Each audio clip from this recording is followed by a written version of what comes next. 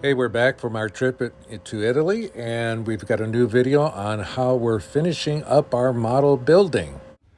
In this video, I finally add the mirror to make my layout look even bigger. Instead, I add a balcony, put more lights into the building, and do a little quick overview of the layout so far. One of the iconic features of an Italian fishing village is the balcony with the hanging laundry.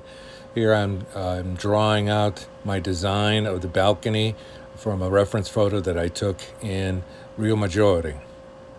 Because I was going to make my balcony out of brass, I thought it was important to have this template to keep everything straight and square. If you have basic soldering skills, building this balcony shouldn't be very difficult. The trick is to tape everything down on the template and make sure things are not moving, adding flux, and have a hot iron, and just do spot welding using as little solder as possible, because it doesn't need to be super strong. It just needs to stay together. So don't add a lot of blobs because you're going to have to file and sand a lot. By the way, the brass rod that I used was by K&S Metals, and they are number 8160 and number 8161. One of the handiest tools is a caliper. You can use it to measure things, make sure everything's straight, make sure everything's the correct length. Soldering it together didn't take too long. Probably the most time-consuming part was that little squirrely design in the center. The next time-consuming part is the filing of the balcony. I had a few big blobs that I had to make sure that I filed it well enough and were going to show in the paint job. I used rubbing alcohol to remove all of the finger grease and all of the other residue from the soldering paste to make it clean before painting it. The first coat is primer. I use a can of Vallejo spray paint, which is a nice spray that comes down evenly and smoothly. Your painting project with primer is a good way of finding any imperfections that might harm your final paint job. One detail that I wanted to add was the hanging laundry, so I added these brackets to the balcony, and here I am using super fine wire that I found laying around, and I wrapped it around the brackets that I had soldered to the balcony. This was probably one of the more nerve-wracking parts of the project. The wire had to be wrapped around these brackets, and I had to have them spaced apart evenly and stay in place before I could glue them. With patience, I was able to finally get it done. Next step was attaching the balcony to the balcony floor. I had to file away a little bit of the feet so that they stood even. Here I am applying the epoxy to the balcony feet and to the back edge of the balcony, and it was a press fit. One of the things that I wanted to create was the illusion that my layout is a lot bigger than it is. By necessity, I designed it to be only 30 inches deep so I can reach things. So I bought a front surface mirror from Amazon to put in the back portion of my building so that when you look through the passageway, it looks like it goes further beyond the table edge. This mirror is made out of plastic, so it was very easy to cut. I just had to make several passes on both sides of the mirror to get it to be able to eventually snap apart. I'll include a link to the Amazon page so that if you're interested, you can always buy it there. Just so you know that the link that I'll provide is a Amazon affiliate link. It's important to experiment in positioning the mirror so that when you finally install the building, you do not see your own reflection in it from the table edge. So I angled it to an extent about 20 degrees from the edge of the building, and it provided a perfect illusion that this passageway kept going. I used my favorite glue, which is a 5-minute epoxy, to attach the mirror to the building.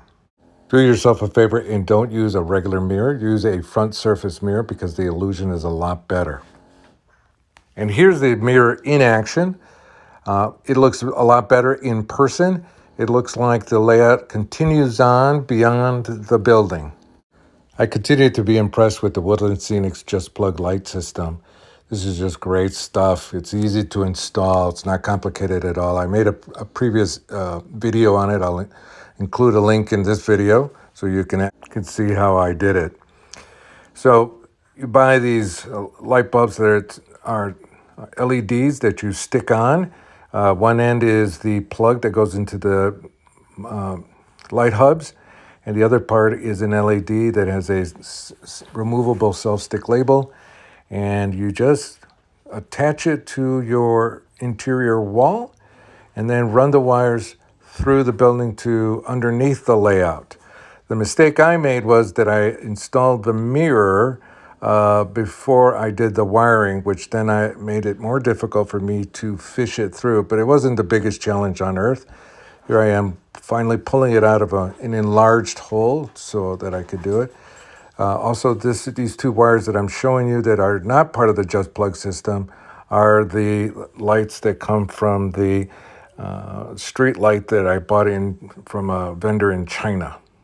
The street light hanging in the passageway are not part of the Just Plug system, so you have to strip the wire a little bit and buy this thing called linker plugs from the Woodland Scenics system, which makes it super simple to attach non-Woodland Scenic products to their lighting system. Basically, this plug, if you press it, you can insert the wire without any screwdrivers or any other kinds of tools. And the other end is the plug that you could put into a light module.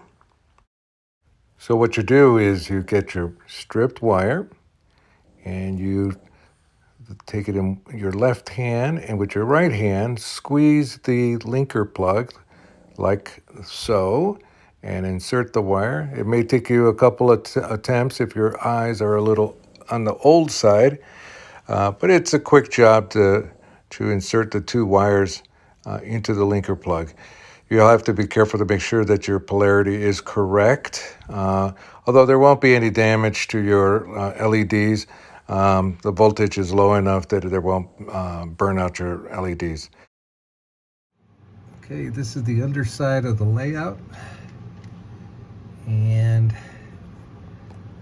this is the sequencing hub, and this is the wire for the light in the room. And it's a simple matter, even when you're upside down,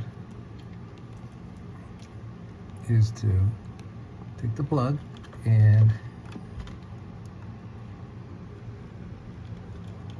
just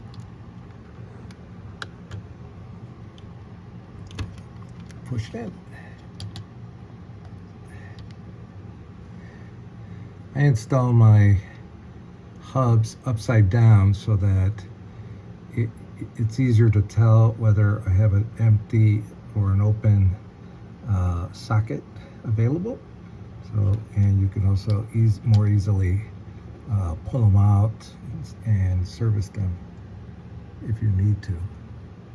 Although servicing is really not an issue here. And okay, so this the linker plug here is the street light, and this is the plug for the street light. This is the light hub, and again, it is simple to just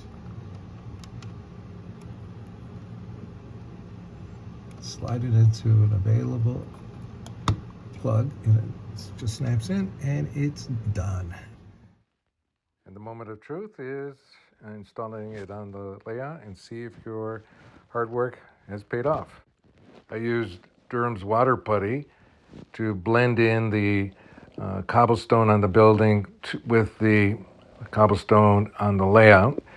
And the trick is to use small batches of this stuff because it dries rather quickly. The next thing I did as it was starting to harden is I use a tool to scribe the cobblestones to approximate the same cobblestone size that are in the building. As always with my cobblestone work, I add first black paint after the Durham's water putty carving and the putty actually dries. I add a coat of black paint as the first layer. Remember to wipe everything clean so that your trains will run. After the black paint has had a chance to dry, I went over it with a khaki color, using a dry brush technique to just try to hit the tops of the cobblestone and not obliterate the black paint that I already put down carefully. Well, this concludes the building project. The next, you will see a fly-through of the layout to show current progress. When you get to the project building, look through the passageway to see how convincing the mirror illusion is. And it looks like the layout extends far beyond that passageway.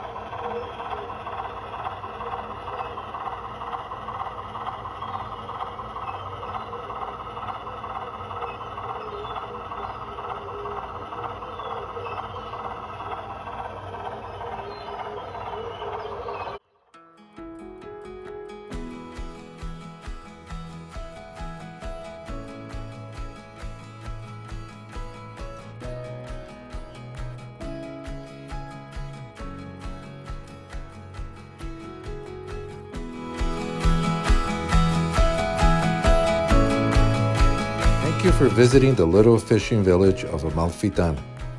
Please consider hitting the like button and subscribing. Until next time, arrivederci.